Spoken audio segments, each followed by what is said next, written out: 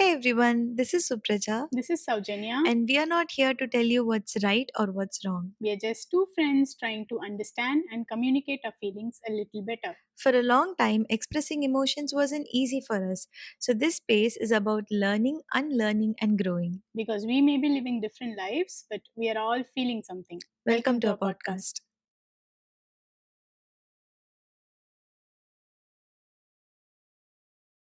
I've been thinking a lot about the difference between self awareness and healing lately. Hmm. For a long time, I've had this disorganized attachment pattern. So, say if something happens with the people in my close circle, Hmm. and the things that they do triggers me or like makes me react in a certain way, I can immediately point out why I'm doing that and what triggers in me because I've been fairly aware. But it just ended right there. I never really saw past that. I was aware, but I didn't know what to do about it. That's actually a really good distinction. It's like self awareness gives you a false hope that you're already healing. It's Yeah. like, I know what this is, and you think, okay, I'm healing. But those two things are really different. But you do realize that everybody wants to heal, right? Yeah. It's not that I don't like nobody says I don't want to heal. But the thing is, we don't know where to start with. So something happens, and I know like I'm reacting like this because there is an emotional like unstableness, like I'm not feeling secure enough in this place. There are a lot of emotions involved in it. Like I know all these things. But now what? Like what am I going to do with all this knowledge? So this now what part is where we all are really stuck.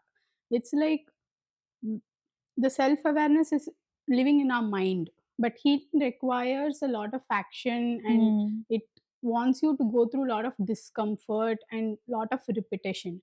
So it's almost fear too, because whenever you move beyond the self awareness, you're not really observing yourself, Hmm. you're required to change yourself, and that part is not easy. Yeah, and it's scary, right? I mean, even unhealthy patterns, it starts to feel safe because it's very familiar. So I think that is why most of the people get stuck in that awareness part and they don't want to see beyond it. It's like we can be deeply self aware, and still certain actions can trigger our past, like trigger our wounds, maybe. And it's Yeah. like you're completely stuck in a loop. Yeah, and that is exactly why I personally believe therapy has worked for me because, like, you can talk to other people and ask how they're feeling about the whole thing, and they will say that I have my friends, I can talk to them whenever I feel depressed or down. Yes, talking to friends is great, it helps, friends give you validation, but that isn't enough to see what's underneath what you're actually feeling, right? Yeah. So I mean, the whole thing can be only until how much you share with that person, your friend, or how much they are capable to respond to whatever that you're saying. And not every friend of yours that you're sharing to is introspective enough to meet you at that level, right? Right, that's what I'm getting at. So you only share, most of the times you only share like 20 30 percentage of what you're actually feeling to your friend, and most of the times it's only like reassurance, like nothing is going bad, it's fine, don't overthink. So these are the things that we often hear when we share something with them. Of course these are helpful, sometimes we don't want solutions, we just want reassurances, everything is good. But in the long run, is reassurance alone enough for you to heal yourself from a lot of traumatic experiences? No, right? Mm. So that's when therapy comes into picture, if you ask me. Therapists don't just passively listen to you, they actually try to connect the dots, like connect your emotional history, try to see the patterns, and they kind of reform your own thoughts and make you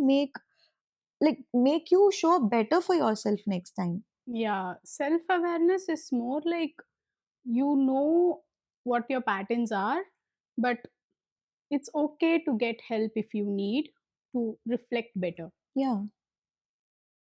A lot of people mistake self awareness for healing, Hmm. but they both are really not the same things. So self awareness is when you can say, I know what is happening. But healing is more like, I respond differently now. Yeah. So it's self awareness is your ability to understand your own patterns, triggers, or your traumas. Hmm. So it's the knowing part. But healing is more like changing your whole nervous system. It's the doing and becoming part. Yeah. So you move from understanding to actually reworking how you move through your life in those moments. Yeah, one of the clearest example we can give is the way we respond to feedback. So growing up, maybe we were criticized by a lot of people, but as we move through life, say at work, if someone gives you a feedback, and Hmm. sometimes we start to feel like it's a rejection, as if Yeah. it's a reflection of our self-worth. I mean, you see how the nervous system does not differentiate between this is work and this is me when you're anxious, right? Yeah, it's like self awareness helps you to identify that, okay, this is why I'm feeling this way whenever someone gives a feedback at work. It's like it helps you to recognize your pattern and Hmm. understand this whole situation better. But healing shows up after this, like what you're going to do after this is what healing is.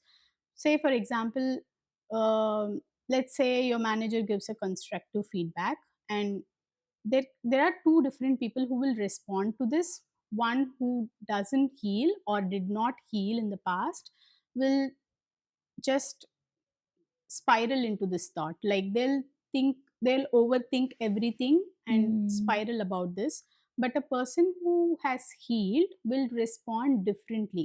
It doesn't mean they don't get that discomfort feeling, they do get that, but they pause, they reflect on this, and then they understand that it's just a feedback and Yeah. it's not really a rejection. So you see how it, like, self-awareness is recognizing the wound, Mm. but healing is more like there is the wound, but you don't let that wound to take control of your life anymore. Yeah, it's more like most people are stuck in that self awareness part itself, because they can actually like tell you what their, like how their trauma is caused, and Yeah. which past moment triggered that trauma. They can tell you all this in a very beautiful way, but what they don't do is they don't practice their responses, so they're not going into that healing stage. Yeah, I mean, there is a clear difference between knowing your patterns and actually interrupting your patterns. These are like two completely different skills. I think healing starts the moment where the self awareness turns into actions. Yeah. Otherwise, it's not really healing. You know what's interesting? What? Like, we have always been talking about these big things like emotions, trauma, or attachment patterns, and all Yeah. of that, right? But someone is actually ignoring my messages right now. There is a real issue. Now we are talking.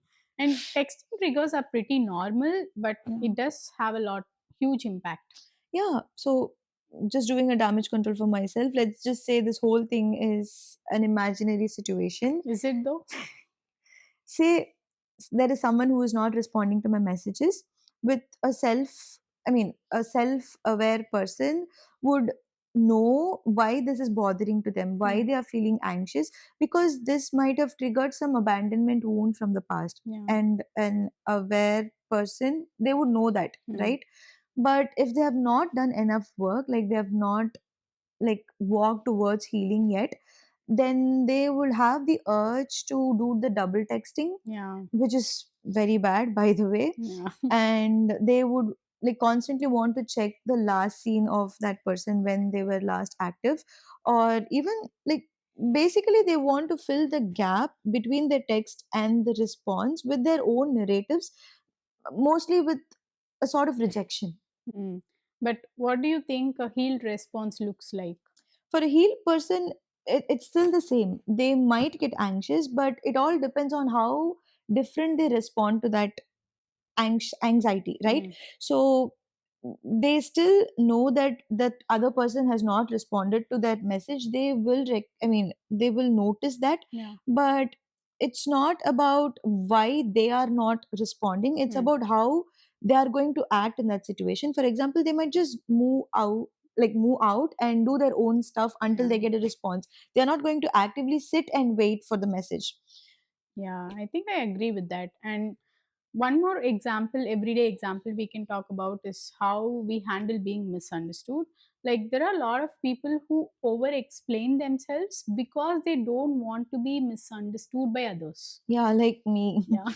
But once you've done enough healing, like an active work on yourself, then it doesn't matter anymore like it used to, because Yeah. back then you had to prove yourself to others, you had to fix them instantly. But right now it is about realizing, like, not all misunderstanding requires you to go and do the damage control right after, fix them instantly, and you don't have to like try hard to prove yourself to that person. Let it slide, let it happen at its own pace, right? That's actually a huge shift, don't you think? Because it's like you're moving from reactive communication to intentional communication.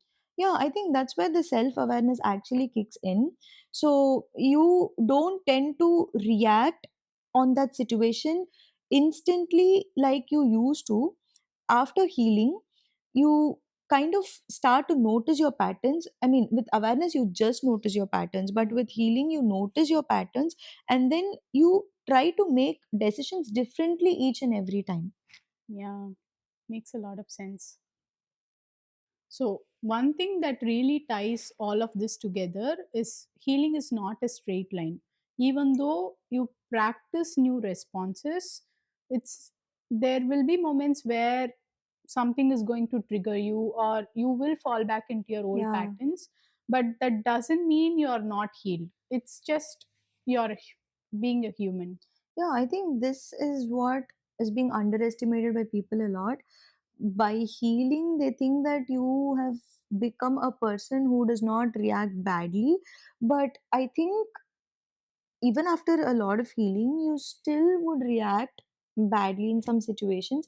But the difference is you notice them immediately and you quickly move past it. Like you do something to recover out of what you did. So that's where the difference is. And always, like, this whole healing is not very dramatic. Yeah, sometimes it's very subtle. It's like you choosing to not send that impulsive text Too late. or not replaying a conversation for the hundredth time in your head. Yeah, also not in immediately wanting to fix something, like as you said, like when you're being misunderstood, you don't have to like immediately fix it. Yeah, that small change is actually what makes the big difference because now you're pausing between your feeling and your reaction. Yeah, and also not in knowing everything about yourself, but it all depends on how you respond to every situations differently each and every time. So for anyone who is listening to this, if you feel that sometimes you know why a certain thing is happening but you feel stuck, then I don't think it's a failure, but it is like a starting point of your healing. It is the starting stage before your actual practice into healing. It's like awareness is not the finish line, it's just the beginning. Yeah, and that's where the transformation begins. So you just stop over analyzing yourself and your thoughts, and you just start to trust yourself with the amount of healing that you've done. Yeah.